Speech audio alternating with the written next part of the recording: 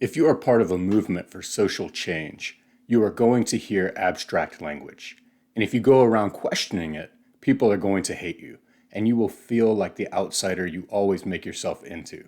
You will ask yourself why you can't go along, why you can't get along, why you wind up being disloyal or being considered disloyal for slipping another wedge of thought onto the table like a piece of cheese no one else is going to eat.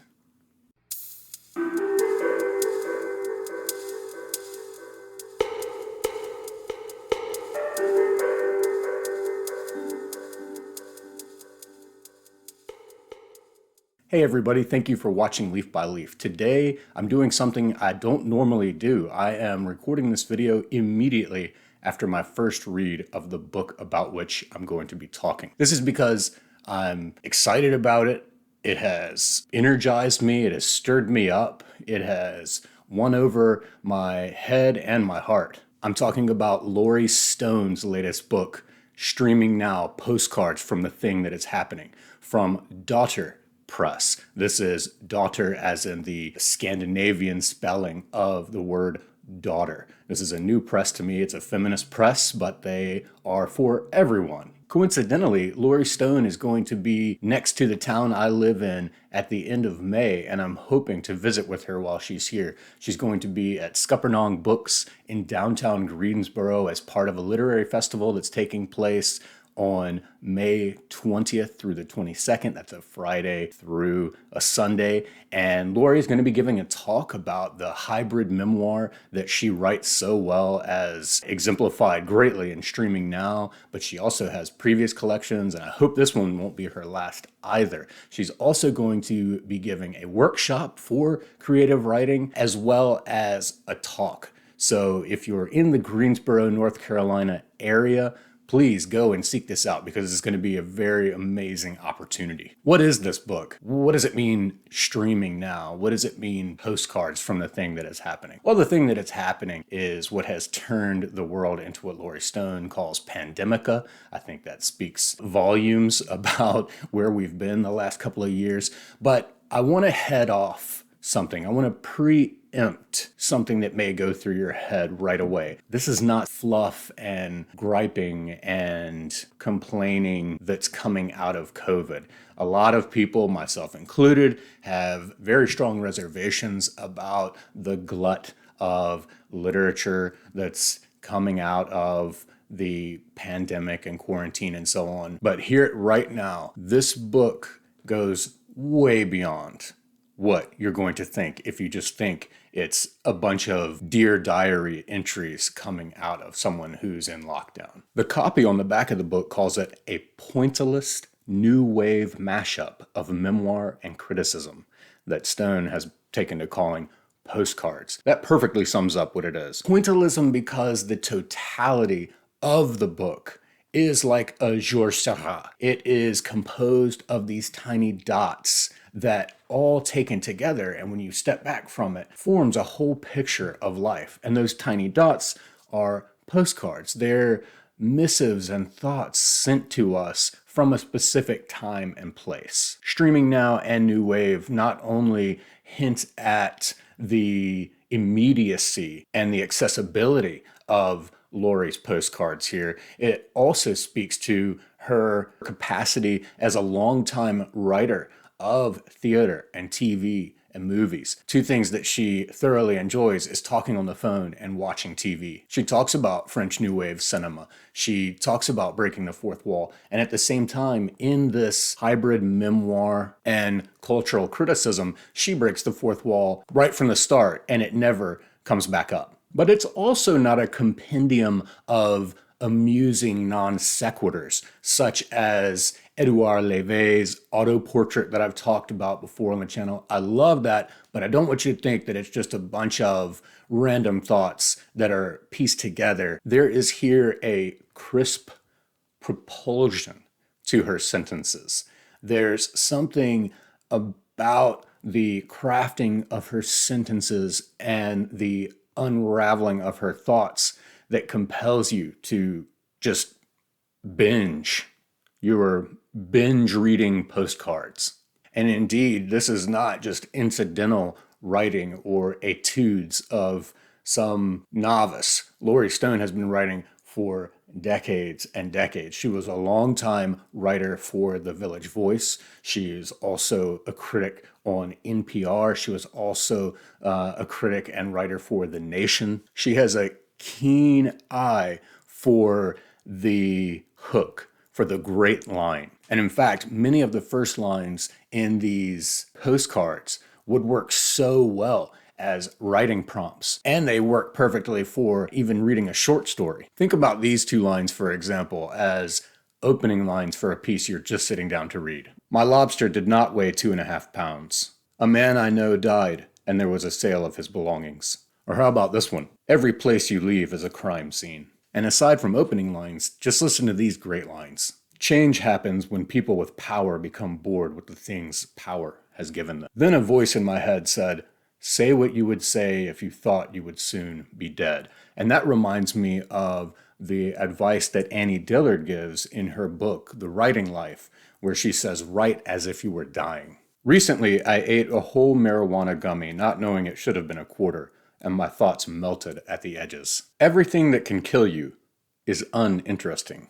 Money buys freedom from accountability. I noticed there's a sort of Dorothy Parker wit and sharpness to a lot of these great lines. As the youngest child, I didn't imagine living an adult life. That one really spoke to me because I am the youngest child. My next closest sibling is 10 years older, and then the next and final one is 12 years older.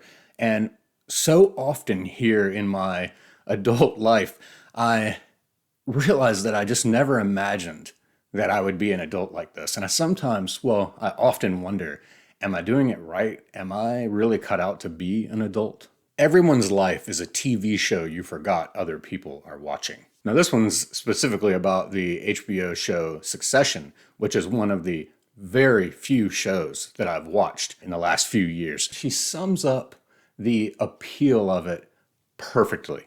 I wish I had this line at my disposal when people have asked me, why are you watching it? What draws you to it? She says, Succession is a car accident you have to rubberneck.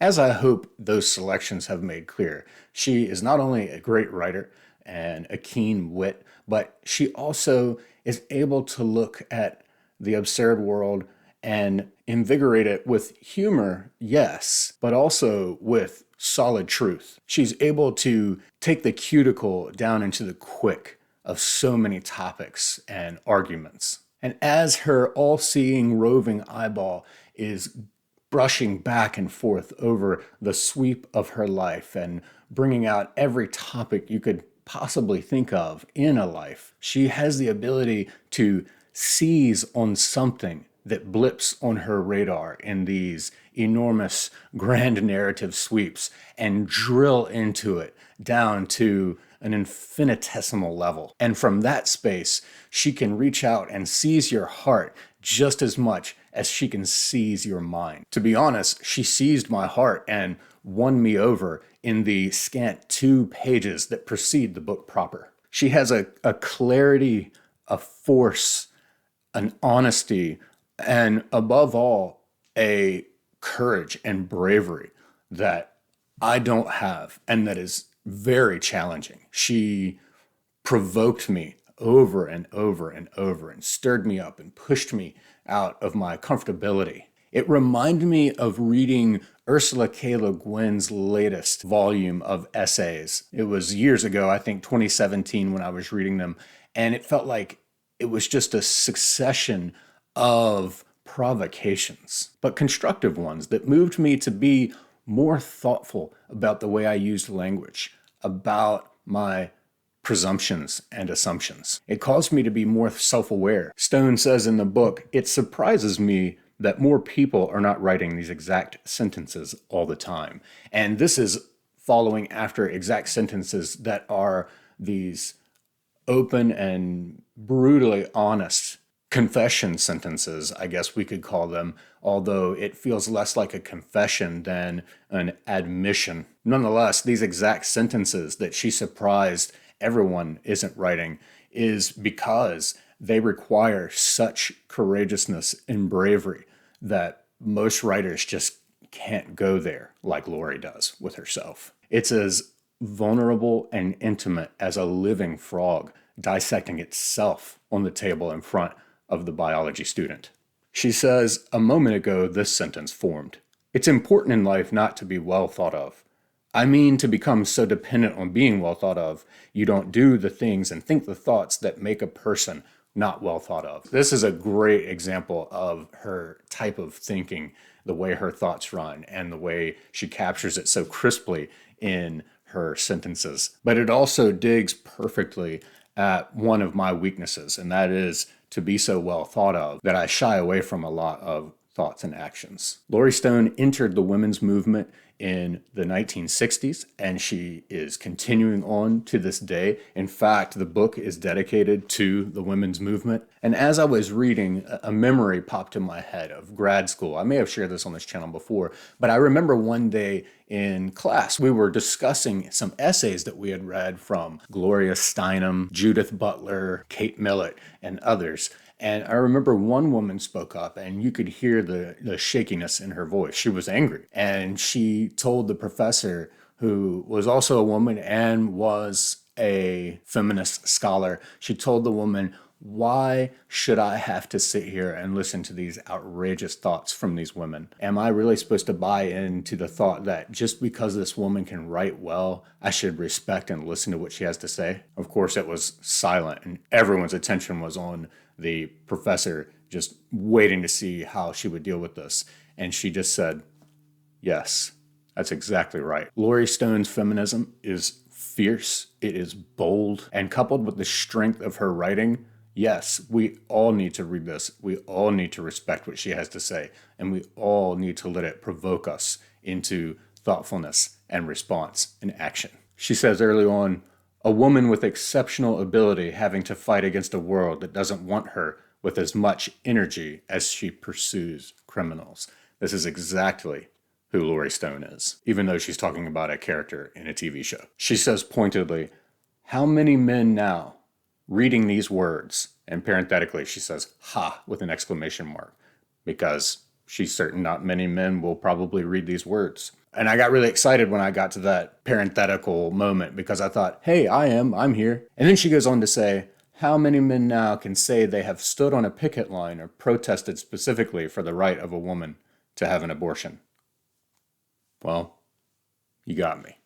I have not. As that line should have made clear to you, Stone is very open about her positions in life and her beliefs, but they're all well thought out, and she engages with responses that people have had to her strong stances in life. In fact, in the acknowledgments, she makes clear that she got a Facebook account in 2009 and a lot of engagement with the multitude of people there culminated in the writings here and in writings of her earlier hybrid memoir. And that should in no way cheapen the value of this book. We're getting the distillation and synthesis and conclusions of Laurie's engagement down in the bowels of comments. Here's a pretty good summation of her experience as a feminist. She says, the minute you become a feminist, and I think it takes a minute, don't you? All the language used to describe everything in the world sounds false. It sounds thin and wrong. And what are you going to do? Argue with every word? I would, honestly, but the language of argument is kind of boring to me. So you have to figure out a way to exist in the world that to you is bizarro world, while your world, the world shared by other feminists, is the real world hardly anyone knows about. What I believe Stone does so well in this writing is she teaches us how to engage with a world that angers us without going nuts. It's amazing how she can wear her heart and her mind on her sleeve. And by that, I mean that while the spectrum of emotion is not suppressed in any way, thankfully, in my opinion, logic isn't either. She appeals to both pathos and ethos, while at the same time achieving bathos sometimes in her entertaining postcards. A great example is her discussion of the New Yorker writer Jeffrey Toobin incident that happened on the unfortunate Zoom call. And I guarantee you, you won't expect her view on it, but it is a solid view, and she concludes it in such a way that I never would have reached. But the whole line of thinking, it shows how she's so well able to remain over a sustained period of time in the quagmire of triggered responses from every demographic you can think of, and then come to a conclusion that considers and weighs all the different sides. In one postcard, she talks about how she had been following the dispatches of Italian novelist Francesco Pacifico, writing about COVID from Rome for N+1.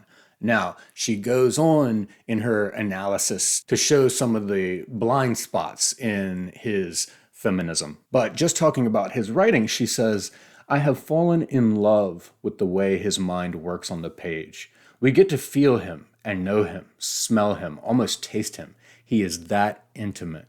Not confessional, not really.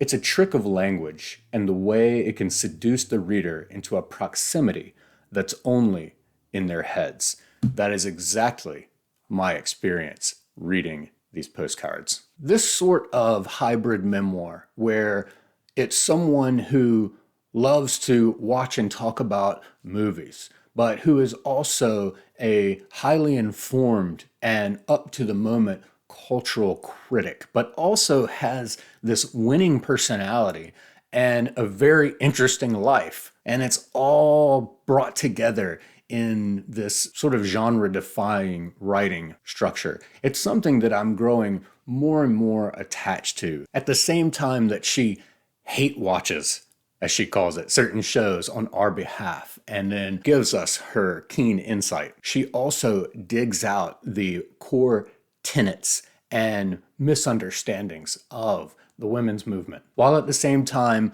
offering a cheerful and joy-provoking anecdote between her and the man she lives with. In fact, I would love to watch a sitcom based on Laurie and this man she lives with, just from what I've gleaned reading these postcards. If you want to experience the whole range of human emotion while at the same time edifying yourself and equipping yourself with the provocations necessary to enhance your thinking and engagement with the world, you can do no better than to get Laurie Stone's, streaming now, Postcards from the Thing That Is Happening by Dottir Press.